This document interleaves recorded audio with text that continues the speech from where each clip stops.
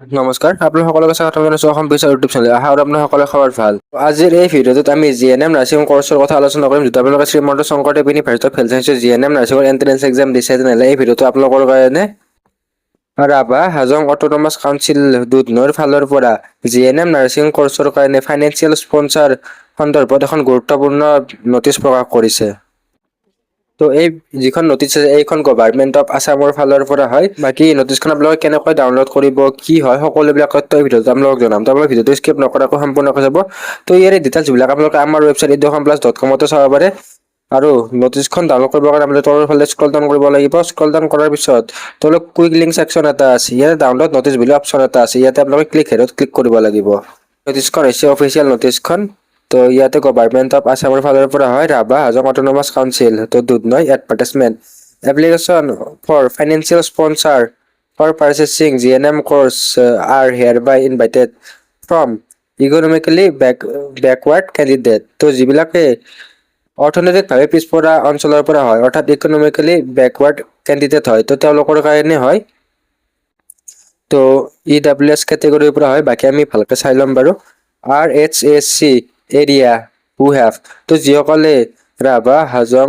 Autonomous কাউন্সিলৰ এৰিয়াৰ পৰা হয় তো সেইসকলে ইয়াতে এপ্লাই কৰিব পাৰিব তো ইয়াতে CEE বুলি দিয়া আছে CEE for admission into GNM তো যিসকলে জিএনএমৰ এন্ট্ৰেন্স এক্সামটো দিছিলে সেইটোৰ কথাহে কৈছে তো CEE টো নহয় জিএনএমৰ CEE মানে জিএনএম নাৰ্ছিঙৰ কমন এন্ট্ৰেন্স এক্সামিনেশ্যনটোৰ কথা কৈছে তো যিসকলে জিএনএম নাৰ্ছিঙৰ এন্ট্ৰেন্স এক্সামটো দিছে আৰু ৰাভা হাজং অট'নমাছ কাউন্সিল বা এৰিয়াৰ পৰা হয় তো তেওঁলোকে ইয়াতে এপ্লাই কৰিব পাৰিব তো ইয়াতে কলেজখন দি দিছে সলেজ ইনষ্টিটিউট অফ নাৰ্ছিং গোৱালপাৰা তো এই কলেজখন আপোনালোকে আসাম নাৰ্ছিং কাউন্সিল তো ANC ৱেবছাইটত চালে প্ৰাইভেট কলেজৰ লিষ্টত আহিব এই কলেজখন প্ৰাইভেটে হয় কিন্তু আপোনালোকে যিবিলাকে ইয়াতে পঢ়িব পাৰিব তো এটা কিমান সিট নিৰ্দিষ্ট সিট দি দিছে তো যিটো গভৰ্ণমেণ্টৰ ফালৰ পৰা হয় তেওঁলোকে ইয়াতে ফ্ৰীলি পঢ়িব পাৰিব তো যিবিলাকে ৰাভা হাজং অট'নমাছ কাউন্সিলৰ পৰা হয় তেওঁলোকে গভৰ্ণমেণ্টৰ স্পন্সৰৰ পৰা পঢ়িব পাৰিব অৰ্থাৎ ইয়াতে আপোনালোকৰ এডমিশন ফিজ এইবিলাক নালাগে ইমান তো টোটেলি মানে গভৰ্ণমেণ্টৰ ফালৰ পৰা স্পন্সৰ কৰা হৈছে তো আপোনালোকে এটা কথা জানি থওক যে ইয়াতে সকলোবিলাক কেণ্ডিডেটে এপ্লাই কৰিব নোৱাৰে Rabha Hajong autonomous council RHAC এৰিয়াৰ পৰা হ'লে এপ্লাই কৰিব পাৰিব লগতে আপোনালোকে ইকনমিক্যালি বেকৱাৰ্ডত হ'ব লাগিব অৰ্থাৎ EWS ৰ ফালৰ পৰা হ'ব লাগিব ইয়াতে গভৰ্ণমেণ্টৰ ফালৰ পৰা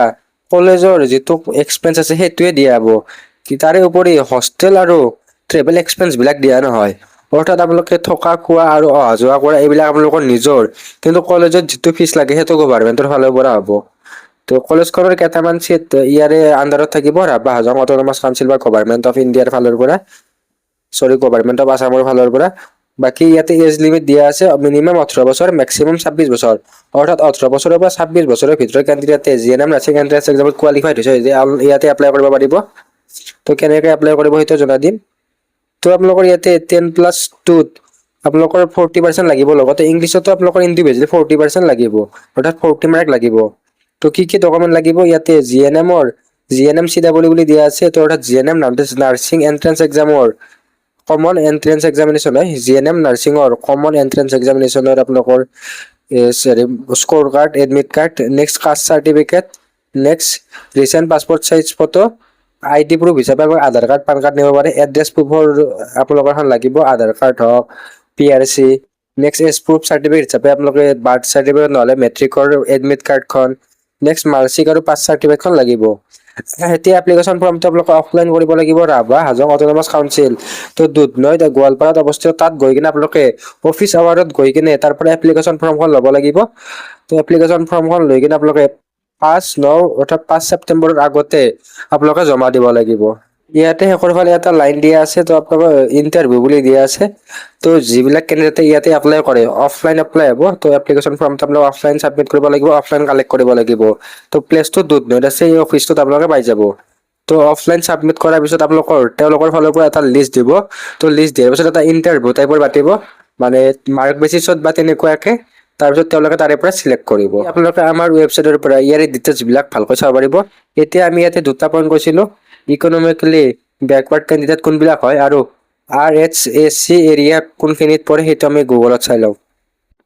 তো এতিয়া আপোনালোক দেখাই দিছোঁ ইকনমিকলি বেকৱাৰ্ড কেণ্ডিডেট মানে হৈছে EWSৰ আণ্ডাৰত থকা কেণ্ডিডেটবিলাক EWSৰ কেণ্ডিডেটবিলাকে হয় য'ত 10% গভৰ্ণমেণ্টৰ জব বা এডুকেশ্যনৰ ক্ষেত্ৰত ৰিজাৰ্ভেশ্যন থাকে। তো আপোনালোকে জেনেৰেলৰ পৰা EWS থাকিলে আপোনালোকে পাৰিব, বাকী SC ST OBC এইবিলাকৰ ক্ষেত্ৰত এইটো একচেপ্টেবল নহয়। ৰাভা হাজং অট'নমাছ কাউন্সিলটো গভৰ্ণমেণ্ট অফ ইণ্ডিয়াৰ দ্বাৰা 1995 চনত এষ্টাব্লিছ হৈছিল। RHACত ডিফাৰেণ্ট ট্ৰাইবছ আছে, ৰাভা, বড়ো, গাৰো আৰু হাজং। ইয়াৰে ৰাভাটো